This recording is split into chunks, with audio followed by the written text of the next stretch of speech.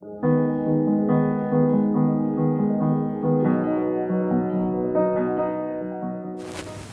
this is Michele Knight. This is the astrological update for Sagittarius for the whole of 2012. Okay, it's just a taster because I will be leading you by the hand for the rest of the year, telling you things a month in advance. And there's so much going on, I couldn't possibly remember it all.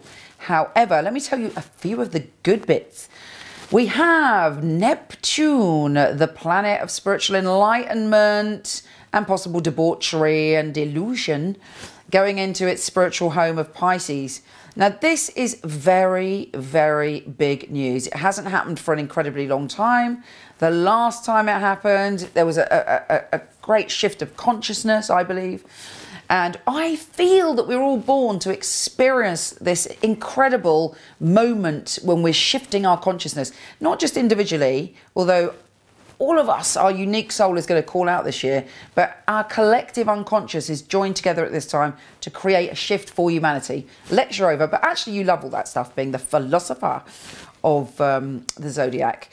But ultimately, let's face it, what's it going to do for you? Where is your focus? What is your soul journey at this time? Well, Neptune for you is in the 4th house, which is all about family and your home and how you feel in the world.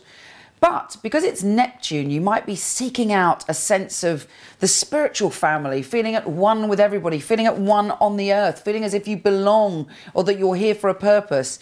You might be inclined to unite people in some way or do something that brings people together. You're looking for something deep, and the term family and home come into that.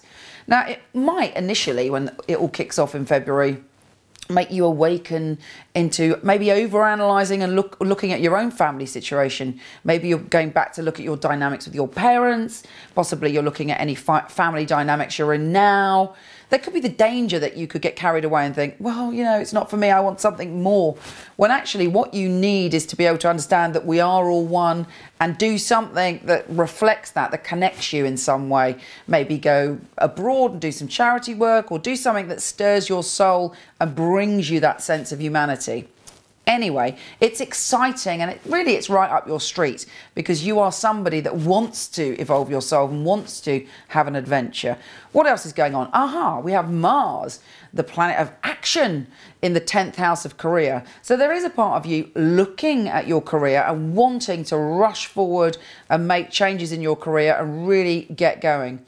If you stay in alignment with your spirit, that should go very well for you. But early on in the year, Mars is going retrograde at a certain point, causing a bit of chaos and a bit of sort of problems and confusion or arguments connected to the past. Don't get involved with that. Keep focused on what you're here to do.